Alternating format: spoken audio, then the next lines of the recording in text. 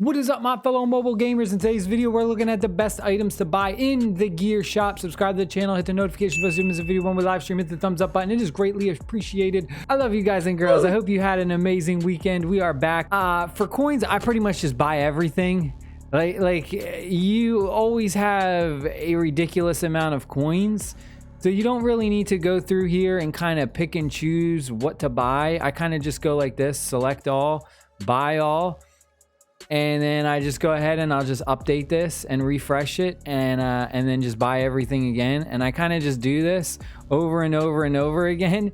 I like to keep around 100,000 coins, maybe a little bit more, just in case there's, you know, weird things that may pop up. Sometimes you do need to use coins to do like memory limit breaks. I mean, it's very cheap. It's like 5,000 coins. It's just how I am. I like to at least never be broke. I don't want to ever be broke. Now let's go over to memories. Now memories is a bit different. This has some interesting buys, some good ones, some ones that I would say stay away from. We are about to lose our double drop rates. I believe there's like 1 day left, and you're going to notice that these pieces right here, these medium gear pieces for like DST, destruction, intelligence, strength, these are actually going to be somewhat valuable and somewhat of a pick because these are some of the harder items to grind, and you don't want to get to the point where you're wasting a ridiculous amount of energy and you're not getting these to drop, especially when the double drop rate goes away. Even with double drop rate, I've had instances where I've needed some of these more rare materials for my character's ability board. I did like 15 auto runs, not one dropped. The drop rates are awful in this game, even for just like getting materials for the ability boards. This is something that you might want to just keep an eye on over time when that double drop rate goes away, because these could potentially be some okay buys. Now, some things that I would kind of stay away from are like the memory level up tonics and the character level up bars, just because you have the level up quests specifically just for those where you get a ridiculous amount. So I would kind of stay away from that. I would say that you really need to look out for items that are kind of really exclusive to the shop, items that you can't get anywhere else. This could be potentially an okay buy if you are someone who's like free to play. It can be a bit difficult to get some of those. Overall, I would say your best bet hero device. You get 5 of these for 2,000, which I think is a pretty good buy. These are used to unlock the memory EX auto skills, which is really important, and then also the full-fledged hero device as well. The main reason that I say focus this is because the EX auto skills, whether it's for memory or for your character, it plays a big impact when it comes to your battle power increasing. Probably one of the best ways to increase your battle power. Now the UA high, this is for your USJ. When you let me go over here and show you your USJ. When you go through here and you do these, you get those tokens that you can use in that specific area of the gear shop. The problem with this is, as a free to play, it's a bit hard to get a lot of these. It's really hard to farm these up. Let's go to the bottom real quick and you'll notice some of these are for like common characters, or rares is what they call ours. I would kind of stay away from these. Like, these only give you 1 hero puzzle piece. It's kind of iffy. You do have some ultra rare puzzle pieces in here as well. If you got the character, then hey, and you need it. Some of this stuff is kind of like, it's hard for me to say you should or shouldn't buy it. It kind of depends on if you have these characters and you want to power them up. Specifically though, one thing that I want to stress is that there are actual character unlocks in this.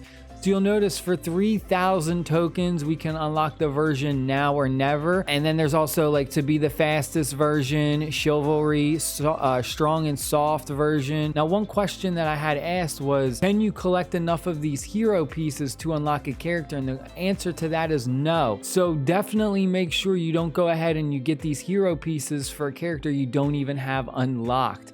There is no way to like get 50 hero pieces and then you unlock the character. It doesn't work like that in this game. You need to have just the whole character unlocked. So just pay attention to that. It's the ones that cost 3,000 that will give you the full character unlock. Now, another thing that I also want to mention is if you do happen to already have the character and you think, well, man, maybe this is a better buy for 3,000 since I already have the character, I'll get 20 of those star pieces. It's, you know, it's okay.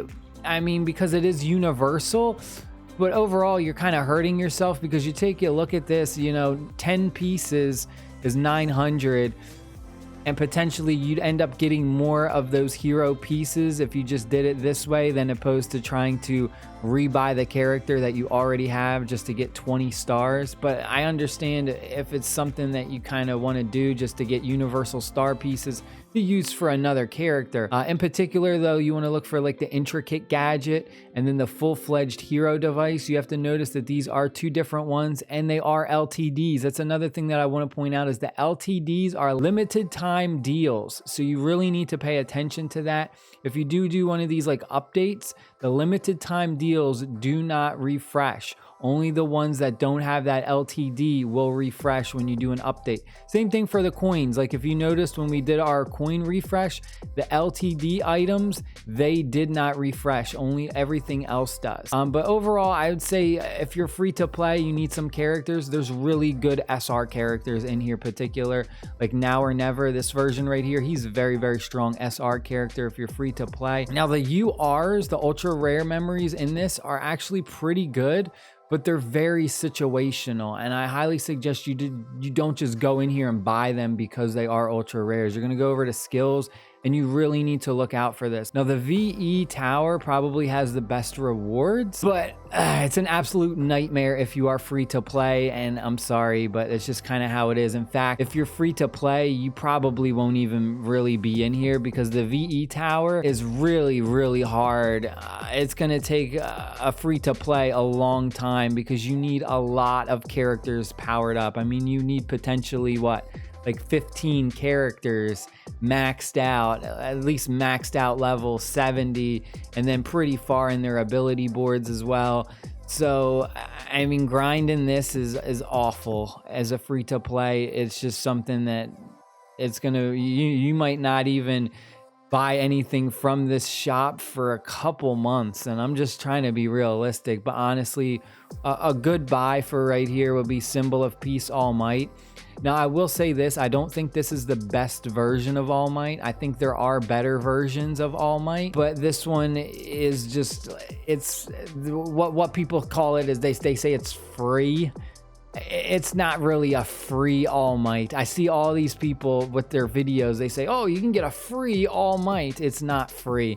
This is a ridiculous amount of grinding to get this, and it's almost not even worth it. But again, if you were to look at the difference between pulling All Might from a banner, which is like a point less than 1% chance, as opposed to a somewhat more guaranteed All Might pull by buying him in the shop, just takes you a long time. It kind of is like, eh. But then you also have a lot of things to power him up with. You have like Trustworthy Alliance. This is a bonkers memory. I mean, this is really good because it's universal. So that's another thing that I also want to mention is like when it comes to memories, you really want to look out for like buying universal ones. Universal ones are really good because you can put them on any character.